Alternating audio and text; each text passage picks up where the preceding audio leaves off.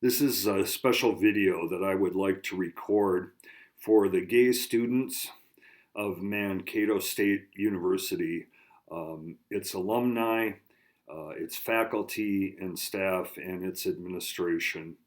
Um, I recently discovered, 20 years too late, that the Gay Student Center there was dedicated to my friend James Eric Chalgren 2 decades ago. And I was so absolutely thrilled and pleased to learn that. Um, James and I were friends back in the mid to late 70s, and I was there with him at the Gay Student Center, his right hand man, trying to help him make sure that students there at the university and in the surrounding community had a place to go and people that they could connect with and relate to. Um, for a brief time, for about 2 years, I was president of the campus gay organization, and it was something that changed the entire trajectory of my life, in a path, in an arc that continues to this day. Um, it's hard to say. At the time, there was in McElroy or McElroy, I'm not sure how you pronounce it these days. We always called it just in McElroy. The Minority Group Studies Center was given a few rooms for some of the other clans in the community, for the African American community, the Native American community, the Asians, Hispanics, and the women. But at the time, the campus didn't want to dedicate and give a room or any funding to the gays. And Jim Chalgren was adamant and insistent and worked to make sure that we got that space and got a little bit of funding as well. And I was there. I even had, I got paid a little bit as a work study thing to work in the gay student office there and help manage our magazine and newsletter subscriptions and mail out and create newsletters to reach people within our community.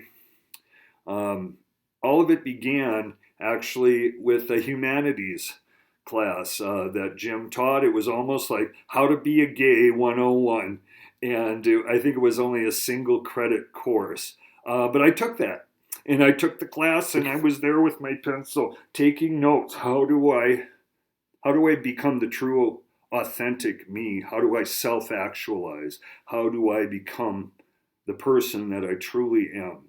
And that class was instrumental. I hung around after class was over, and that's when I met Jim. And I said, I think what you're doing is great. I need to find a place within this community, and I'll help you do it. Um, if we look at the larger picture of my life, um, that was only the beginning. I'll go into that a little later.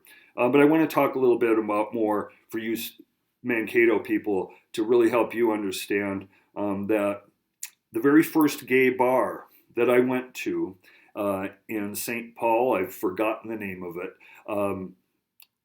disco was at its peak at the time, was actually an organized class field trip.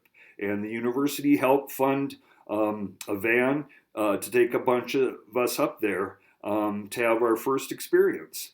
For some of us, at being in a gay bar, and I remember dancing to what's the song? You better knock, knock, knock on wood. Boom, boom, boom. It was so freeing. Um, what a great experience. We also had field trips to one of the first football players on kind of a national level to ever come out. Dave Copay spoke at St. Cloud State University, and so we loaded up a university station wagon on their tab and went there and met with him and heard him speak to the audience there. I also participated, we conducted a sequence of community outreach things where we would go to various towns around whether it was in St. Peter and New Ulm and that around Mankato. And I was one of the token gays that would go up in front of the room and say, "Hi, my name is Sean, and I grew up in Olivia, Minnesota, corn capital of that. And growing up, we didn't have role models of what it meant to be gay, what it meant to be out." And that was often the theme of rural people in particular. You know, at the urban centers and urban cores, there was always some community already there, you know, ticking away. But out in the country, I remember thinking in my hometown, looking back, and it's only in retrospect do I realize that there were gay people there. Whether that was the woman who was the girls' Phi Ed teacher in high school, or other people, that bachelor who lived in a tiny little one-bedroom house in my hometown of Olivia, or that where he just wasn't the marrying type, or he eventually went off to seminary school and to become a priest or something like that. But that was never known or talked about. You know, it was just there. He's a bachelor. He's not the marrying type. Well, it turns out neither was I, in that. But we didn't have role models, and so this student center at Mankato State University became a linchpin. I met my very first boyfriend there. The very first kiss I got from another man was somebody I met at McElroy at a room there in the Minority Studies Center. His name was Scott, and he was a very furry bear man with a beautiful bristly blonde beard. And I remember being so confused when he kissed me for the first time, that it was so bristly and sharp, but the rest of him was so warm and soft and fuzzy. And that's a lasting memory that I carry with me to this day. That reminds me of all the great things that those efforts by James Chalgren back then. Clearly, as we can see, 40 years later, still helps and gives people within our community a chance to meet people, make friends, get connected. And maybe more importantly, I don't know who they are. I did see a woman in a video clip who, at least at some point along the way, an opportunity for you to rise up within your community and say, "Hey, I've got something to give." And sometimes that's as little as helping to clean up after a potluck, or a picnic or some kind of party or event. But to like going, "I'll help put out a newsletter, or I'll help design and market the website. I'll help call and coordinate a speaker for one of our events," or something like that. There are 1,000,001 ways that you can give back to your community that gives you a safe place. Safe places are rare. I'm going to tell this story, and bluntly, I did move from Mankato eventually up to Minneapolis, and the only black eye that I ever got in life was when someone slugged me in the face and the words "you fucking faggot" accompanied it. It shook me. I was terrified to walk the streets of downtown Minneapolis for months after that. I got my nose cut a little bit from my eyeglasses. But a lot of us still live in danger of that happening. At another point in my life, I moved up to the woods of Wisconsin, and I had a very safe and peaceful life there. But at the same time, I always feared, what happens if a drunk truckload of young good old boys came pulling down my driveway and said, "Hey, Sean, want to come out and party with us?" That's still a real possibility for many members of our community, of being singled out and harmed. So I'd encourage all of you who's been involved with Mankato's Minority Study Center and the center, the Gay Center, to continue to work until we have absolute equality. The battle is never over. We must continuously fight, not only to gain rights, but as we see politically, to hang on to them and not have them taken away from us ever again. To talk a little bit more about my life, after leaving Mankato and moving to Minneapolis, I actually worked at the bathhouse during the 80s, in the early 80s, and it was a difficult time because AIDS hit. And over the course of the next decade, I lost every friend that I ever had, every guy I knew anyway, just about. And so much love lost there, it's hard to put into words. From there, but at that bathhouse, it was so important because it was a place with a roof overhead. You could get cleaned up, have a shower, get steamed, make a friend, maybe get laid, have something to eat from the vending machines, watch TV or work out in the little gym we had and stuff like that. It was an all-encompassing environment that was actually really important for gay men at the time to have, so that they weren't down on the riverfront late at night or hanging out in a public restroom or something like that. That there was and I took care. Within that sphere, I helped take care and make sure that those guys had a place to be. From after that, later on in the community, were so many factions, and I just hate that. It still exists today, warring and quibbling little factions within the gay community.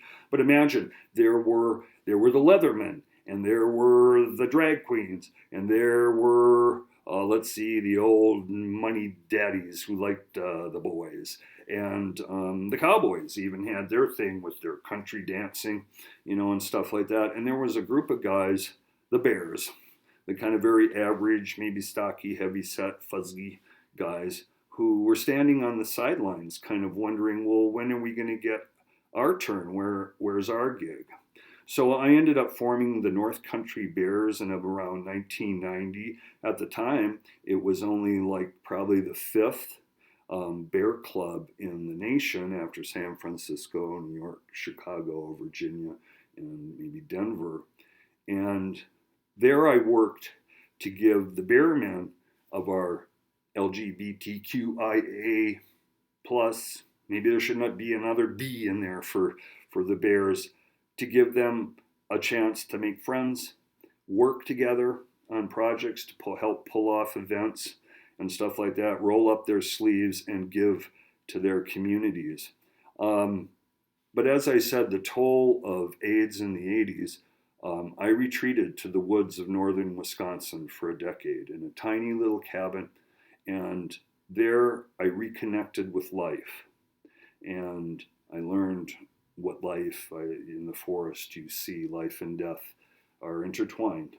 And I healed from some of the trauma of the 80s until I was prepared to re-enter gay life. But while I was up there, I started a second bear organization, the Backwoods Bears, and we pulled isolated gay guys from around North Dakota, South Dakota, northern Minnesota, Wisconsin, and the Upper Peninsula of Michigan, to give them a place where they could meet people like them and find friendship and love and hard work and a community.